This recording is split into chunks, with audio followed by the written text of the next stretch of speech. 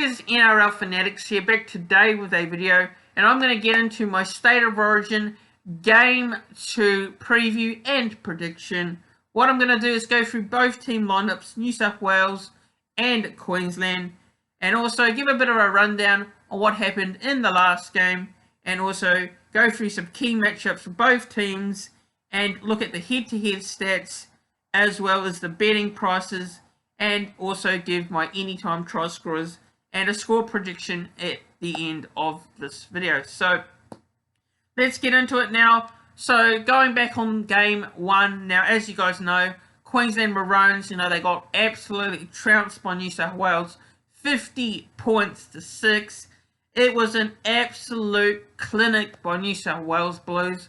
They were far too good, and Queensland, they had no answers for the New South Wales Blues in game 1. Ivan Cleary's son, Nathan, played absolutely outstanding for New South Wales. He really stood up. You saw the likes of Tommy Trbojevic. He was killing Queensland, as was Latrell Mitchell, who I thought had a absolute great game. And also Brian Toto as well had a good debut for New South Wales. So there was plenty of standouts for New South Wales in game 1. And they will be absolutely confident going into this game in Brisbane to wrap up the series at 2-0. Obviously, if they win this, series is all over. New South Wales, they will bring back the shield. But in saying that, Queensland Maroons, they were terrible. They need to absolutely turn it around. Now, how they're going to turn it around, I don't absolutely know, but they've made a few changes here. They've made a lot of team changes. They've made some big, brave calls as well with the fullback position. Now, I think this is a big, bold call by Paul Green and the Queensland Maroons here. Massive call to put in a young rookie, an 18-year-old rookie in Reece Walsh, to play at fullback. Now, I've said it a lot in my videos. I've said it a lot. In my personal opinion, I thought bringing in Reece Walsh this early is not a great idea, but I do hope he goes well. I do hope he goes well. In saying that, New South Wales Blues, they will be favourites going into this game. Queensland Maroons, they are underdogs, even though they're playing in Brisbane at Suncorp Stadium. But I'm not writing off Queensland Maroons here. I'm definitely not writing them off. So, yeah, let's get into it.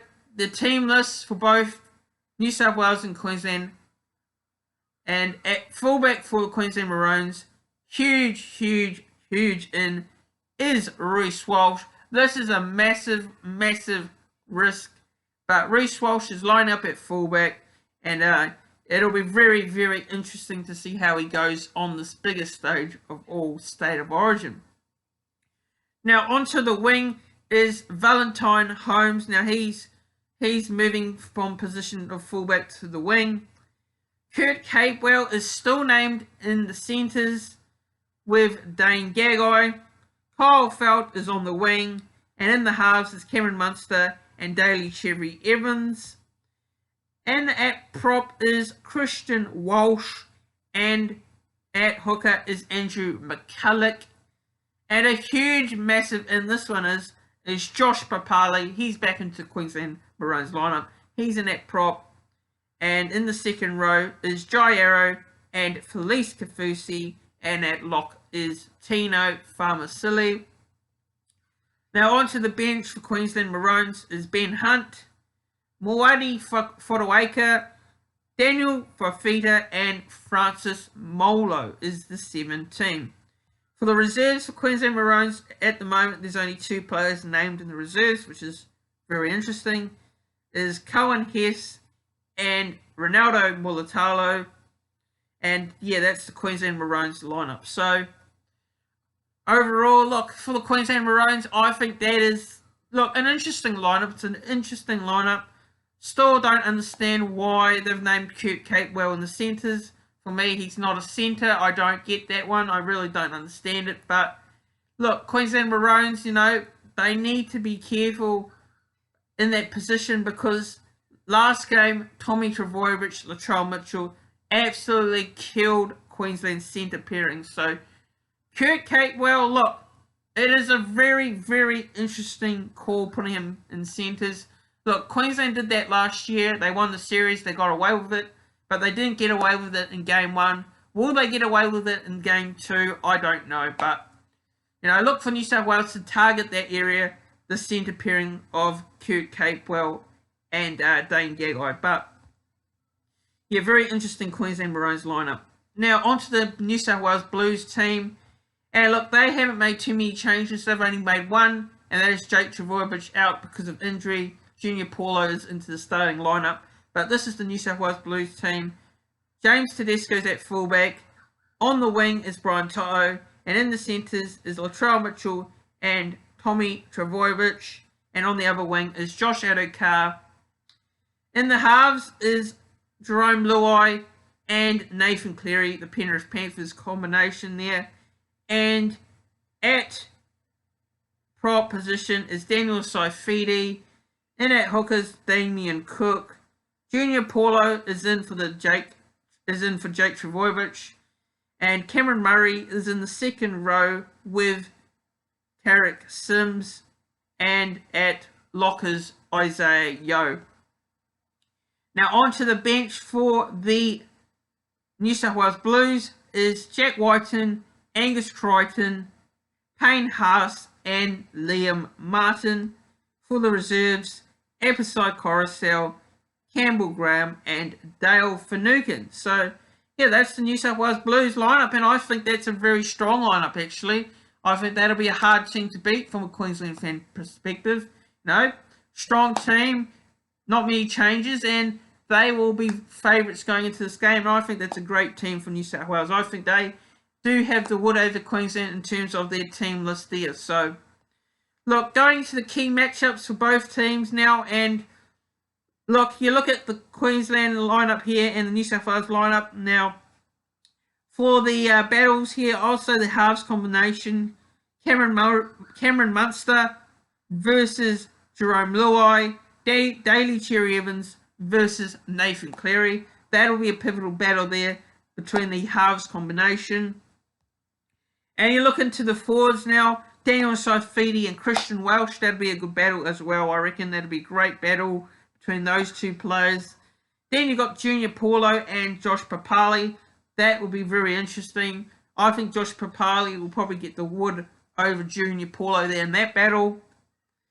And also, you've got the likes of Cameron Murray versus Jai Arrow, which I think could decide the game. Those two players, great players, Jai Arrow and Cameron Murray. They'll be pivotal for both their teams. And, I reckon also, got Tino Falmasili and Isaiah Yeo. That'll be a good battle as well. So, yeah, interesting battles there in between those positions. Now, going for the head-to-head battle here, I'll look at the head-to-head battle and the pricing from Sportsbet.